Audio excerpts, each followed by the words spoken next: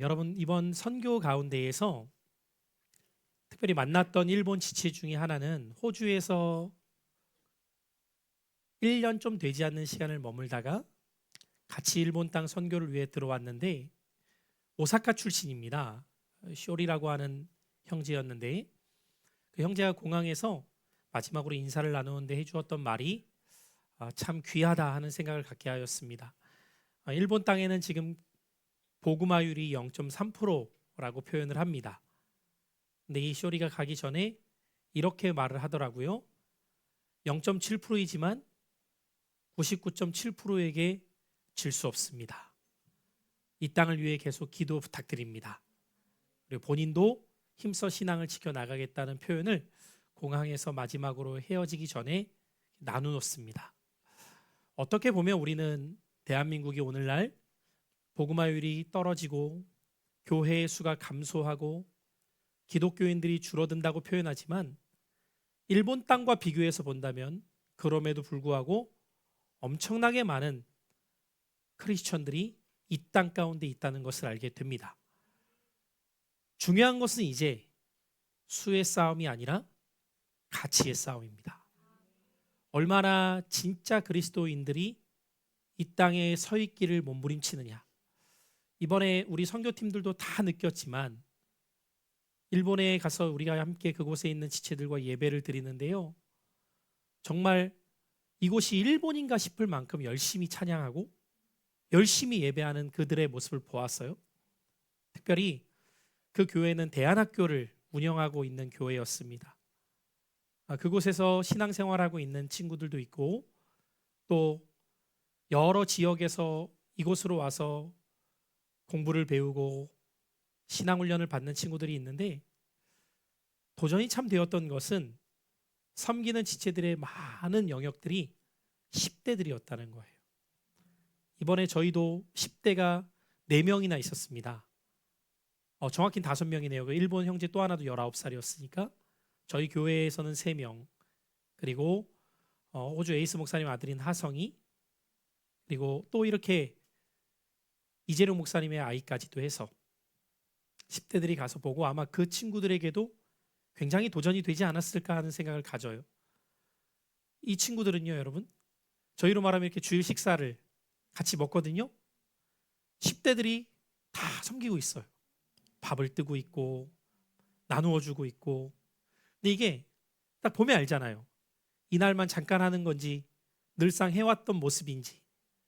누가 뭐라고 이거 해라 저거 해라 하는 사람이 없어요. 근데 너무 알아서들 잘 그 포지셔닝에서 누군가는 밥을 뜨고 있고 누군가는 국을 뜨고 있고 누군가는 무엇을 하면서 다 섬기는 거예요. 그러면서 또 느꼈습니다.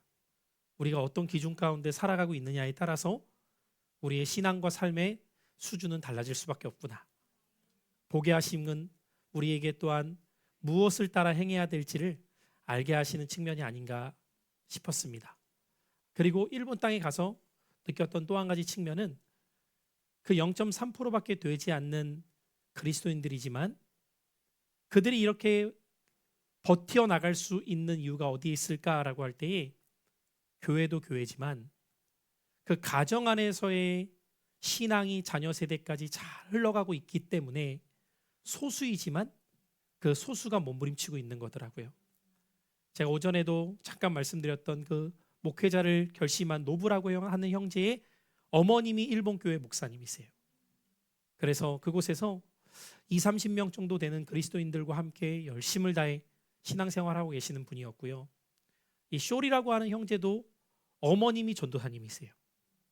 그만큼 어떤 면에서는 일본의 크리스천들은 자연스럽게 기독교를 접할 수 있는 문화가 아니에요. 아예. 그들이 신앙을 갖게 되는 가장 분명할 길이 있다면 가정을 통해서 열매를 맺어가는 모습이더라는 것입니다. 그래서 오늘 말씀이 어쩌면 한국교회와 우리 교회의 내일에 있어서 너무도 중요한 말씀 중에 하나가 아닐까 싶습니다. 우리 교회의 3가지 비전의 말씀을 빈예배를 통해 나누어 가게 되는데요. 오늘은 2번째 시간으로 가정을 세우는 교회라는 우리 교회의 그 비전을 이렇게 소제목을 붙여서 함께 우리 고백해 봅시다. 시작. 교회는 가정을 세우는 하나님의 도구입니다. 저는 바라기는 정말 여러분 한 분 한 분의 가정이 하나님 기뻐하시는 가정으로 세워져 가는 가정 되시기를 축복합니다. 여러분 한번 여쭤볼게요. 신앙은 가장 먼저 어디에서 배우는 것이 되어야 할까요? 교회라고 생각하실지도 모르겠지만 신앙이 가장 잘 배워질 수 있는 처음 장소가 있다면 두말할 나위 없이 가정임을 기억하셔야 됩니다. 아마 오늘 이 자리에 계신 분 중에는 이 표현이 두 가지 의미로 와닿을 수 있을 거예요. 하나는 그것이 동의가 되고 공감이 되는 분, 하나는 그것이 동의가 되지 않고 공감이 잘 되어지지 않는 분. 각각의 가정은 다르지만 그럼에도 제가 오늘 믿음으로 선포할 수 있는 이유는 이 자리에 계신 여러분만이라도 정말 그렇게 가정을 세워가고자 한다면 여러분 세대부터 여러분의 가정은 그 경험을 하는 믿음의 세대로 가정이 세워져 갈 것입니다. 저는 이 가정에 대한 이야기를 하면 저희 가정을 빼놓을 수가 없죠. 왜냐하면 저희 아버지 때까지만 하더라도 대대로 유교 집안이었기 때문이에요. 단 한 명도 그리스도인을 발견할 수 없을 만큼 대대로 유교 집안이었습니다. 그런데 중학 시절 저희 아버지가 함께 모내기 하고 있었던 또 다른 형제죠. 그분도 목사님이 되셨어요. 친구죠. 그 친구에게 나도 교회 한번 가봐도 되는지 물었을 때 그 친구가 이렇게 말을 하더래요. 김 선생 같은 사람이 교회 다니면 정말 훌륭한 사람 될 수 있다고. 그리고 자기 발로 교회를 간 것이 처음이셨어요. 그때까지만 하더라도 부모님 6남매 아무도 신앙생활을 하지 않고 일가 친척 말할 것 없었어요. 근데 그 한 사람이 교회에 가서 첫 시간 나 예수님 따라가겠다고 두 손 들고 결단했을 때 그 다음날 어머니를 모시고 교회를 갔다고요. 그 다음날. 왜냐하면 부흥의 기간이었거든요. 그 다음날 어머니 모시고 가고 그 다음날 동생들 데리고 가고 그렇게 1, 2년 지난 다음에 군대에서 제대한 형 교회에 전도하고 마지막까지 전도되지 않았던 아버지, 신학교를 들어가고 전도사가 되었는데도 끝까지 전도가 되기 어려웠던 아버지가 마지막 순간에 나도 외로워서 못 살겠다. 니들 가는 길 가련다. 라고 말씀하시면서 함께 그 길을 결심했던 그 순간을 아버지 목사님이 살아생전에 끊임없이 말씀하셨었어요. 그리고 나중에는 그 일가 친척들까지 다 전도하고 거기에서 그치지 않고 동네의 이장님 전도. 여러분 요즘은 모르시겠지만 옛날에는 이장이 끝발 날렸습니다. 이장님 전도하니까 그 동네 마을 사람들이 이장님 덕에 또 전도되어지고 그래서 그 시골 교회에 그 잘 지어놓지도 않았던 그 예배당 우리가 주님 교회를 이렇게 두면 되겠냐고 그래서 아버지가 청년들을 데리고 시골 예배당을 지으셨어요. 하나하나 그 당시에는 석가래랑 시멘트를 섞어가지고 벽돌 찍고 그 벽돌 찍은 거 하나하나 쌓아 올리면서 그 예배당을 지으신 이후에 하나님께서 주의 종으로 부르셔서 가셨던 이야기들. 지금 생각해 보면 저희가 일가 친척들까지 다 해서 대충 보니까 76명 정도 있는데요. 100% 예수 믿습니다. 다 전국에서. 한 사람이 얼마나 중요한가를 저는 누군가의 이야기가 아니라 저희 가정을 보면서 느끼게 되죠.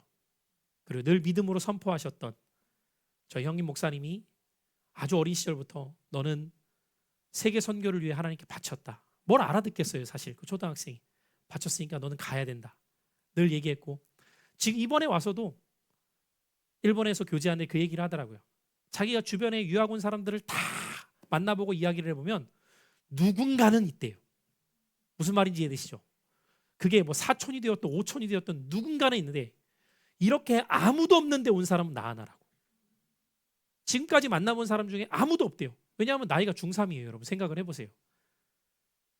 그러니까 요즘에 제가 조금 이게 체감이 되는 게 저희 딸이 올해가 중3 됩니다. 얘를 아무도 없는 곳으로 보냈다고 생각을 해보십시오. 여러분. 그 어린 나이에. 그리고 10년간 한 번을 안 가셨어요. 그러면서 하나님께서 준비시키셔서 이번에도 보는데요. 참 그렇게 많은 다양한 민족의 사람들 또 다양한 언어의 사람들과 함께 선교하는 그 현장에서 그 모습을 보면서 그 시발점이 무엇일까 느낄 때 그것은 가정이 믿음의 가정으로 세워졌을 때 하나님께서 보게 하셨던 은혜구나. 고백할 수밖에 없는 부분입니다. 그렇게 여러분, 저는 하나님께서 신관 공동체라는 이 교회 공동체 안에 우리를 불러 모으심은 이곳을 통해서 여러분의 가정을 세우기를 원하시는 하나님의 소망이 있는 줄 깨닫게 되시기를 축복합니다. 오늘 우리 함께 읽었던 이 짧은 한 구절은 여호수아의 신앙 고백이죠.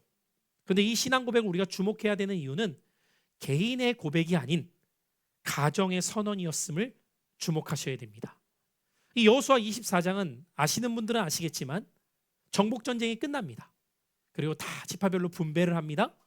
이제 여호수아는 세겜이라고 하는 땅에 머물러 살게 되었고 시간이 흐르게 되어서 그의 나이 110세가 되었을 때에 임종을 눈앞에 두게 돼요. 그리고 임종을 눈앞에 두자 그는 이스라엘 장로들과 백성들을 불러 모읍니다. 그리고 먼저 무엇을 고백하게 되냐면 하나님께서 자신의 인생을 어떻게 이끌어 오셨는가를 설명해요. 그리고 그 설명에서 그치는 것이 아니라 그는 이렇게 하나님이 우리를 이끌어 오셨기 때문에 나와 내 집은 여호와만을 섬기겠다는 믿음의 결단의 유언과 같은 말씀을 오늘 이 24장 15절을 통하여서 고백하고 있는 것입니다. 여러분 이 15절을 다시 주목해 보시면요, 너희가 섬길 자를 오늘 택하라 라고 말씀하신 이후에 오직 나는 여호와를 섬기겠노라 이렇게 말하고 있지 않다는 거예요. 뭐라고 말하고 있죠? 오직 나와 내 집은. 저는 이 표현이 왜 중요하다고 보냐면요, 여러분 오늘 이 말씀을 듣는 이 자리에 계신 여러분들마다 가정의 상황은 다 다르기 때문입니다. 그러나 분명하게 제가 이 말씀을 드리고 싶은 이유는 어디 있냐면 여러분이 가정과 상황을 탓할 필요가 없다는 말씀을 드리고 싶기 때문입니다. 여러분 한 사람의 믿음의 결단이 가정을 바꿀 수 있어요. 여러분 한 사람의 믿음의 기준이 가정의 믿음의 문화를 바꿀 수 있다는 거예요. 물론 저는 이 이야기를 할 때 저의 산 경험을 가정적으로 할 수는 없죠. 왜요? 저는 모태신앙이니까. 그래서 저희 아버지 말씀을 드린 거예요. 저희 아버지는 중3 때였다니까요. 그러면 여러분 중3이 말한다고 부모님이 듣겠어요? 아, 네가 말하니까 그게 답이구나. 그렇게 살아야겠구나. 어떻게 그게 가능하겠냐라는 거죠. 근데 그 일이 이루어질 수 있는 이유는 어디에 있을까라고 할 때 믿음의 결단을 하나님은 귀히 받으십니다. 그 안에서 믿음으로 살고자 우리 가정이 여기에 소망이 있음을 확신할 때 하나님은 그 마음을 받으시는구나. 그 마음을. 그래서 성경에도 보면은요, 여러분 가정을 신앙의 첫 번째 재단으로 삼아 주셨음을 우리는 말씀 속에 발견하게 돼요. 성경의 이야기들을 보면 하나님은 언제나 가정을 통해 언약을 이어가신 이야기들이 기록되어져 있습니다. 아브라함을 생각해 보세요, 여러분. 이스라엘을 먼저 부르신 게 아니라 누구를 부르세요? 아브라함을 부르세요. 그리고 아브라함의 하나님, 이삭의 하나님, 야곱의 하나님이 되어 주셔서 이스라엘의 하나님이 되어 주십니다. 아, 여러분 저는 이 장면을 떠올릴 때마다 막 가슴이 부풀어 오르는 이유는 무엇 때문이냐면 아브라함의 하나님, 이삭의 하나님, 야곱의 하나님이 무엇으로 확장된다고요? 이스라엘의 하나님이 된다니까요. 여러분의 하나님의 일하심을 그렇게 보아갈 수 있게 되시기를 축복합니다. 여러분이 몇 대인가도 중요할 수 있지만 더 중요한 것은 내가 그 언약을 이어가는 믿음의 사람으로 서 있는가예요. 여러분 저는 이 두 케이스를 다 보게 됩니다. 이를테면 한쪽은 막 4대 5대예요. 이쪽도 4대 5대예요. 근데 똑같은 현재의 열매가 나오느냐? 아니더라는 거예요. 왜 그럴까요, 여러분? 4대냐 5대냐를 말하는 그 자체가 복이 아니라 4대째 되는 그 사람이 어떤 믿음의 결로 서 있느냐, 5대째 되는 그 사람이 어떻게 그 앞선 부모님과 조상들의 신앙을 건강하게 이어가고자 하느냐가 중요하다는 거죠. 그 신앙이 되물림 되어질 수 있을 때, 그래서 신명기 같은 경우를 보면 여러분 약속의 땅을 앞에 둡니다. 앞에 두었을 때 하나님께서 신명기 6장에서 너는 내 자녀들에게 부지런히 가르치라는 거예요. 어떻게 가르치라고요? 부지런히 가르치라는 거예요. 쉐마의 말씀을 주십니다. 너는 마음을 다하고 뜻을 다하고 힘을 다하여 내 하나님 여호와를 사랑하라 하시니 이것이 첫째 되는 계명이다 라고 가르쳐 주세요. 이번에 일본에 갔을 때에도 제가 보게 되는 것은요, 그 부모 세대와 자녀 세대가 함께 그 교회를 섬겨나가는 가정들을, 여러 가정을 보았어요. 저희 선교 기간 동안에 주방에서 봉사하시는 그 일본 교회의 성도님들이 계셨거든요. 근데 나중에 들어보니까 다 그 자녀들이 여기 지금 청소년들인 거예요. 그곳에서 함께 하고 있고 같이 섬겨나가고 있고, 이 함께 하나님을 섬겨나가는 영적인 분위기가 그 교회 공동체 안에도 흐르고 있음을 느끼게 돼요. 그래서 하나님은 여러분으로 하여금 여러분을 왜 이 자리 가운데 머물러 있게 하시느냐? 여러분의 가정을 세우도록. 여러분의 가정을 세우는 거예요. 가정을. 자, 그러면 우리가 가정을 세우는 데 있어서 가장 실제적인 방법이 무엇일까 할 때 그것은 두말할 나위 없이 가정 예배입니다. 저는 그래서 올해부터 주보에다가도 왜 가정 예배의 순서실을 싣게 되느냐? 여러분의 가정을 세워나가는 가장 첫 단추요, 가장 중요한 일이 가정 예배에서부터 비롯되기 때문이에요. 저는 이 가정 예배에 대한 사건들을 이야기하려면 수도 없이 말할 수도 있습니다.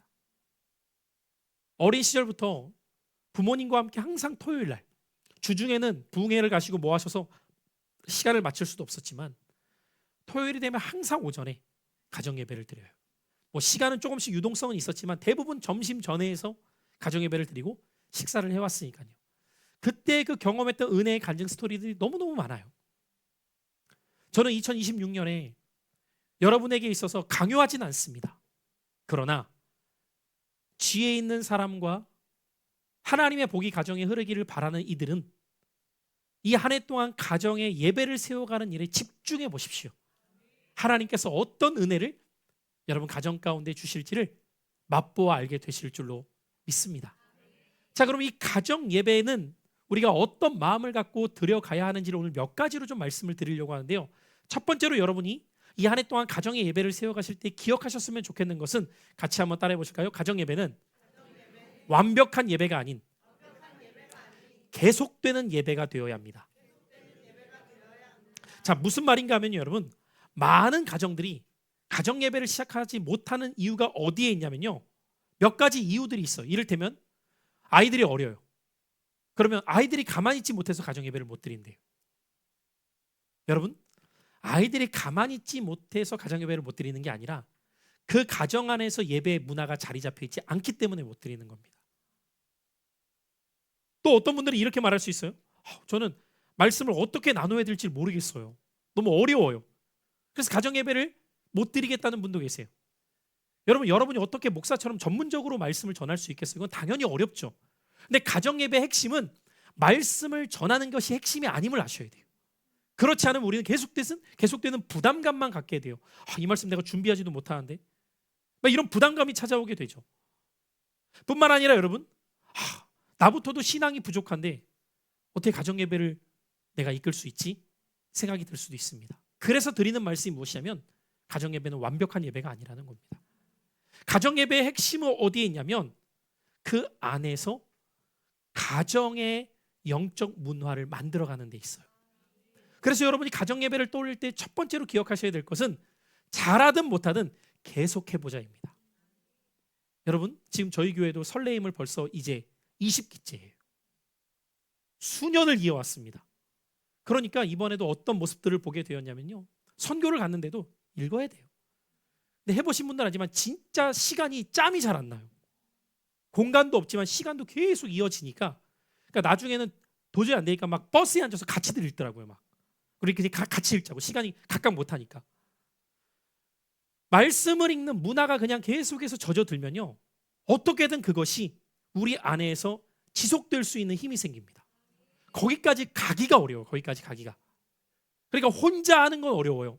그런데 처음에 그 어려움이 계속해서 가게 되면 반드시 하나님이 동역자를 세워가십니다. 여러분, 이 은혜를 맛보셔야 돼요. 제 핸드폰엔, 지금 핸드폰에는 없지만 이전 핸드폰에 우리 아이들이 아주 어릴 때, 그때 뭐 보통 한 3살 이럴 때 영상들이에요. 백업을 좀 해놓은 게 있는데 그 영상들 보잖아요. 얼마나 재밌냐면요, 우리 하경이가 3살쯤 되었을 때에 앞에 냄비를 이렇게 놔요. 냄비를 놓고 그 위에 성경책을 이렇게 펼칩니다. 글씨를 못 읽을 때잖아요. 그럼 자기가 이제 먼저 하겠습니다. 주여, 주여, 주여. 하나님 아버지 감사합니다. 왜 이렇게 했는지 아세요, 여러분? 여기에서 드린 예배를 흉내내는 게 아니라 가정에서 드려진 예배를 흉내내는 겁니다. 그걸 3살짜리가 흉내를 내고 있는 거예요. 그 영상이 있거든요. 제가 그 모습을 보면서 문화라고 하는 것은 가르쳐서 되는 것이 아니라 보여주고 경험될 때이구나. 그걸 느끼게 돼요. 그래서 2026년 저도 말씀 준비를 미리 해놔야 가정예배 순서지가 나올 거 아닙니까? 그 준비를 고되더라도 매주 하려고 하는 목표는 한 가정이라도 가정예배가 건강하게 세워질 수 있는 툴이 생기면 어느 순간부터는 제가 그런 것들을 만들지 않아도 여러분 스스로가 해나갈 수 있는 거룩한 문화가 가정에 세워지게 될 줄로 믿습니다. 두 번째로 여러분이 가정예배를 행할 때 기억하셨으면 좋겠는 것은 가정예배는 같이 한번 따라해 보실까요? 부모의 신앙을 보여주는 자리입니다. 무엇을 보여주는 자리예요? 신앙을 보여주는 자리예요. 여기서 꼭 부모가 부모여야만 되는 건 아니에요. 누가 되었든지 간에 여러분 가정에 있는 이들은 설교는 기억하지 못할 때가 많아요. 저도 마찬가지입니다. 어린 시절에 매주 가정 예배를 드렸지만 어떤 말씀을 부모님이 전해주셨는가는 사실은 잘 기억이 안 나요. 근데 뭐는 저한테 또렷이 기억이 날까요? 그 이미지입니다. 같이 모여서 예배 드렸던 이미지, 그때 아버지가 말씀을 전하셨을 때 그 이미지, 그때 우리가 회개했을 때의 이미지들은 남아있어요. 기억되는 것이 정말 중요하다는 거죠. 기도하는 아버지의 모습, 말씀 앞에서 눈물로 기도하는 어머니의 모습, 이 예배를 지켜나가기 위해 몸부림치는 가정의 누군가에 대한 모습들이 가장 강력한 신앙 교육이 될 수 있음을 아셔야 돼요. 그럴 때 여러분 이 가정 예배가 자녀들로 하여금 무엇을 기억하게 하느냐? 우리 가정의 주인은 하나님이시구나. 그것을 배워나가는 거예요. 저희 형님이 유학을 가기 전에 가정 예배를 드릴 때 아버지가 신신당부했던 표현이 잊혀지지가 않습니다. 지금도. 너 친아버지 누구야? 이거였어요. 호적 정리를 하시더라고요. 너 친아버지가 누구야? 나 아니야. 하늘에 계신 분이 너 친아버지니까 이제 그 땅 가서도 아빠 엄마는 널 도와줄 수 없다. 그런데 하나님 아버지는 너를 언제나 지켜보시고 돌보아 주시니까 힘들고 어려울 때마다 하나님 아버지를 찾아라 였습니다. 여러분 그 신앙이요, 이번에 그 얘기를 하더라고요. 뭐가 내년이면 내가 호주 간 지 30주년이야 30년이라는 세월이 훌쩍 흘러가는 겁니다. 그 시간 속에서 단 하나의 고백, 하나님이 내 인생의 주인이시구나. 그것은 이곳에서 배웠던 신앙만이 아니라 가정에서 배웠던 그 삶의 모습들, 그 자세가 이 아이가 어디로 가든지 간에 하나님을 아버지로 믿고 섬길 수 있는 자세가 되어주더라고요. 여러분 잘 기억하십시오. 여러분의 자녀는 여러분의 생각보다 빨리 여러분의 품을 떠날 겁니다. 저도 마음으로 준비해 가거든요. 이 자녀들을 품에서 떠나 보내야 될 날이 그리 오래 남지 않았어요. 그러면 여러분 이 자녀를 내 자녀라고 생각하는 순간 우리는 집착을 하거나 혹은 기대를 해요. 그런데 이 자녀를 하나님의 자녀라고 믿게 되는 순간부터 하나님의 손에 붙들림 받기를 간절히 소망하게 되는 거죠. 실은 이번에 선교팀 가운데에도 이재룡 목사님과 아들인 사무엘이 이번에 6학년 올라가는데 마지막에 합류를 희망해서 한 3주 전쯤, 한 달 전쯤에 이렇게 같이 합류하게 되었는데요. 합류하게 된 목적 중에 하나가 무엇이냐면 사실 이재룡 목사님 같은 경우도 얼마 전에 남아공을 갔다 왔기 때문에 일정상으로는 일본 선교가 부담스러운 또 교회를 비워야 되는 상황인 거죠. 부교육자가 있는 상황도 아니니까. 이번에 선교를 목적은 분명하더라고요. 아들 사무엘에게 신앙을 가르쳐주고 싶은 거예요. 근데 아빠가 가르쳐줄 수 있는 영역과 아빠가 가르쳐줄 수 없는 영역이 있음을 아는 거예요. 그래서 가서 그곳에서 똑같은 아이들이 어떻게 선교를 경험하고 있고 어떻게 그곳에서 신앙이 자라나고 있는가를 함께 경험시켜주고 싶은 거예요. 그래서 같이 따라온 거였어요. 여러분의 한 사람 한 사람의 신앙의 여정 가운데에서 하나님이 주인 되심을 가르쳐주는 그 신앙의 교육이 5년, 10년이 지나간 다음에 어떤 열매로 맺혀지게 될지를 소망할 수 있는 가정이 되시길 축복해요. 그래서 가정은 신앙을 보여주는 자리임을 꼭 기억하십시오. 마지막 세 번째로는 가정 예배는요, 여러분의 가정을 영적으로 묶어줄 수 있는 중심이 됩니다. 여러분 의외로 저는 이런 경우들을 많이 보거든요. 한 가족이 다 신앙생활은 해요. 근데 부모의 신앙을 자녀가 모르고 있고요. 자녀의 신앙을 부모가 모르고 있어요. 제가 종종 그런 말씀을 드리지만 왜 한국 교회가 이렇게 기울어지게 되었을까? 다음 세대가 왜 이렇게 급물살 타듯 세상을 향해 흘러가게 되었을까? 이유는 한 가지입니다. 가정이 영적으로 묶여 있지 않기 때문이에요. 가정이. 여러분의 자녀가 부모의 신앙을 본받고 싶다면 감사한 일입니다. 그런데 그런 경우가 생각보다 많지 않습니다. 왜냐하면 부모로부터 흘러 들어온 영적 공급이 없는 거예요. 여러분 잘 들으셔야 돼요. 여러분이 온전하기 때문에 부모의 신앙을 닮아가고 싶은 게 아니에요. 그건 저도 마찬가지라고요. 저도 사람인데 어떻게 온전하겠어요? 근데 왜 자녀가 부모의 신앙을 닮고 싶은지 아십니까? 이유는 한 가지더라고요. 부모를 통하여서 공급된 영적인 측면이 있을 때예요. 이 부분을 여러분 놓치지 마십시오. 그게 없으면요, 부모와 나와의 영적 라포는 없습니다. 그러면 어떤 현상이 일어나냐면 목사님은 존경할 수 있어요. 신앙적으로. 근데 부모님을 향해서는 그 마음이 안 생깁니다. 근데 다르게 표현해 볼게요. 오히려 목사님하고는 거리감이 있기 때문에 그게 잘 못 느껴져도 부모님을 통해 공급이 된 아이들은요, 부모님을 따르고 싶은 마음이 생깁니다. 저는 이것이 하나님이 인간을 창조하신 매우 중요한 선순환이라고 믿어요. 매우 중요한. 그래서 저도 목회를 하면서도 늘 하나님 앞에 기도하는 것 중에 하나는, 하나님, 저희 가정에서부터 영적인 꼴이 흘러갈 수 있는 가정이 되게 해주십시오. 이번에 마지막 날에도 선교에 대한 나눔의 시간을 가졌는데 아이들까지도 한마디 한마디 다 했어요. 근데 저도 저희 자녀들의 고백을 들으면서 참 감사했던 건 이 아이들 안에 하나님을 향한 마음과 사랑이 있구나를 그 고백 속에서 느껴야 되잖아요.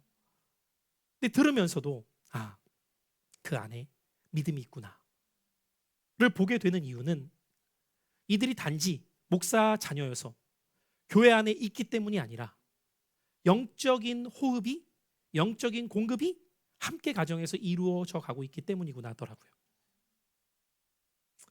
여러분의 가정이 그런 가정이 되기를 꿈꾸고 기도하시고 계시겠지만 여기에서 머물러 계시지 말고 가정 예배를 세워 가십시오. 그래서 여러분이 함께 예배를 드릴 때 제가 오늘 주보도 한번 보시면요, 여러분의 안에 이 중보 기도의 내용을 제가 매주 이제 올립니다. 이 안에. 자, 같이 한번 읽어볼까요? 오늘 적용 나눔부터 시작. 이번 주 우리 가정이, 여러분 실천할 일이 무엇인지 가정에서 나누는 거예요. 교회에서 설교하다 나눌 수는 없잖아요. 여러분에게 우리 신은 집사님 실천할 거 뭐예요? 얘기해 보세요. 이럴 수 없잖아요.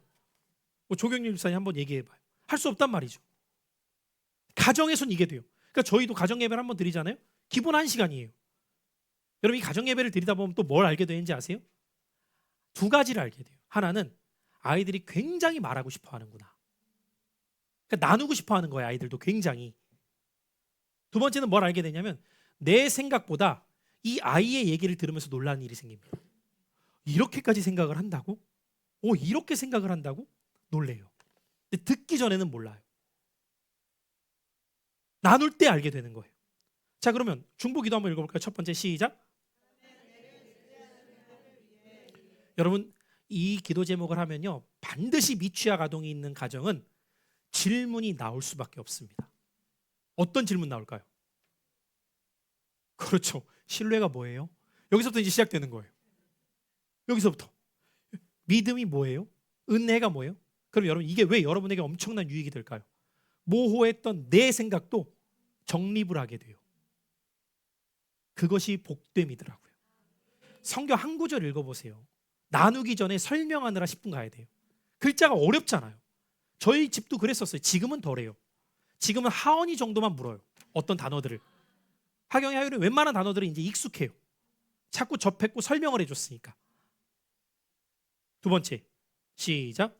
우리 가정이 은혜의 통로가 되도록. 여러분 이 기도를 붙들고 함께 기도하게 될 때에 영적인 라포가 흐르는 거예요. 그래서 이 가정 예배 가운데에서 우리가 기억해야 될 것 한번 고백해 보실까요? 교회는 가정을 대신할 수 없고 가정도 교회가 전부가 될 수는 없습니다. 아시겠어요, 여러분? 각각에게 맡겨진 역할이 있다는 거예요. 그런데 안타깝게도 많은 분들은 자녀의 신앙을 교회에 맡겨버려요. 여러분, 물론 일부는 맡길 수 있죠. 근데 여쭤볼게요. 어린이집에 맡기고 알아서 다 키워주기를 바라는 부모가 있나요? 없다니까요. 부부는 돼요. 학교에 아이를 맡아주는 시간은 있지만 학교가 아이의 인생을 책임져 주나요? 아니라고요. 가정에서 끊임없이 그걸 놓고 여러분이 기도하고 지켜보고 도울 것 있으면 도와주고 하잖아요. 신앙도 이와 같습니다. 그런데 이 골든타임은 생각보다 짧습니다. 길지 않아요. 이 시간은 생각보다 너무너무 빨리 지나가 버립니다. 그렇기 때문에 여러분 한 분 한 분이 가정을 세우는 교회를 외치지만 마시고 정말 우리 가정에서 어떻게 우리 자녀들의 신앙을 함께 세워나가고 우리 부모님과 함께 신앙의 여정을 걸어갈까, 배우자와는 어떻게 함께 믿음을 성장해 나갈까를 기도하셔야 됩니다. 저는 이번에 선교가 너무 좋았던 측면이 많지만 그중에 정말 좋았던 것 중에 하나는 아내가 같이 갔어요. 처음이에요, 여러분. 결혼 이후에 같이 선교를 간 건 처음이에요. 늘 스위치로 갈 수밖에 없었거든요. 누군가는 교회를 지켜야 되니까. 근데 왜 좋았을까요? 그곳에서 느낀 것을 같이 공유할 수 있어요. 안 그러면 설명만 해야 되잖아요. 근데 설명을 하면 100% 전달이 안 되죠. 축복합니다. 여러분이 뭐 지금 상황이나 환경이 그렇게 되지 못하는 분들도 계시지만 꿈꾸세요. 부부가 함께 선교의 자리로 가셔서 같은 은혜를 맛보고 같이 은혜를 나눌 수 있는 날. 그리고 또 꿈꾸세요. 좀 더 시간이 지나면 우리 자녀들과 함께. 그러니까 저희 집에 이번에 한 명 빼고는 다 간 거예요. 한 명한테 미안했지만. 근데 안 가길 다행히도 싶었던 게 좀 힘들어요. 체력적으로. 마지막쯤 되면 많이 걸어야 되고 해서. 근데 모르겠어요. 하나님이 이제 또 기회 주시면 이제 같이 데려가겠지만 여러분들도 꿈꾸고 소망하셔야 될 것은 그 신앙의 여정으로 가잖아요. 제가 오면서도 물었어요. 물론 그 마음을 하나님이 지켜주셔야겠지만 너희는 보고 무엇을 느꼈니? 결론은 이거예요. 하나님의 영광을 위해 잘 준비해야 될 것 같다고. 자기들도 답답했을 거거든요. 영어도 안 들려, 일본어도 안 들려. 답답하잖아요. 그 안에서 하나님 주시는 꿈을 이 골든타임을 놓치면 저부터도 언어는 늦었다니까요. 걔네들은 안 늦었어요. 지금부터 하면 돼요. 은성아 하면 돼. 넌 아직 안 늦었어. 네. 하면 돼 하면. 그러니까 우리는 하나님이 주신 그때 이 골든타임을 놓치지 않도록 세상의 학문 한두 가지 더 얻는 것보다 그리스도를 아는 지식이 보배롭습니다. 왜 그런지 아세요? 이 한마디만 하고 마칠게요. 그 이유는 한 가지예요. 영어, 수학 한자 더 넣어봐야 대학이 결정되는 것이 달라질 수 있겠지만 하나님을 경외하는 신앙이 임하면 어떤 상황에도 굴하지 않습니다. 여러분 자녀가 어떻게 살길 원하세요? 어떻게 한번 생각해 보세요. 좀 좋은 대학 들어가면 그때는 그게 성공한 것 같죠? 인생을 살아보십시오. 그때가 지나가면 중요하지 않습니다. 30대, 40대, 50대 올라갈수록 하나님의 꿈을 갖고 살아가는 사람이 돌파하는 힘이 있어요. 돌파하는. 그 믿음의 눈이 열리는 세대가 되면 하나님의 무한하신 가능성이 우리의 삶이 됩니다. 그래서 저는 여러분이 지금부터 꿈꾸세요. 결혼하지 않은 분들도 지금부터 가정예배 드려요. 가정에서 하나님이 어떻게 일하시나. 그래서 이 한 해를 지나갔을 때 하나님이 만들어주시는 귀한 믿음의 스토리들이 가정마다 열매 맺으셔서 정말 우리 교회 공동체가 가정을 세우는 교회 공동체로 나타날 수 있기를 예수님의 이름으로 축복합니다. 기도하겠습니다. 사랑하는 주님,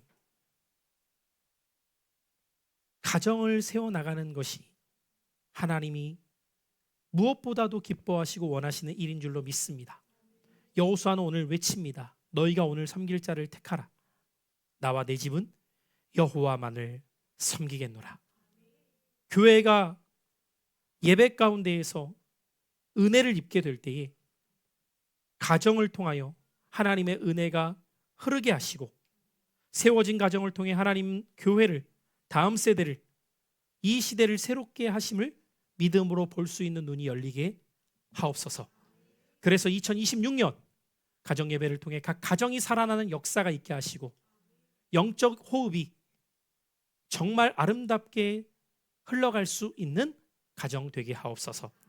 예수님의 이름으로 축복하며 기도드립니다. 아멘. 우리 함께 찬양하며 드려진 예물을 올려드립니다.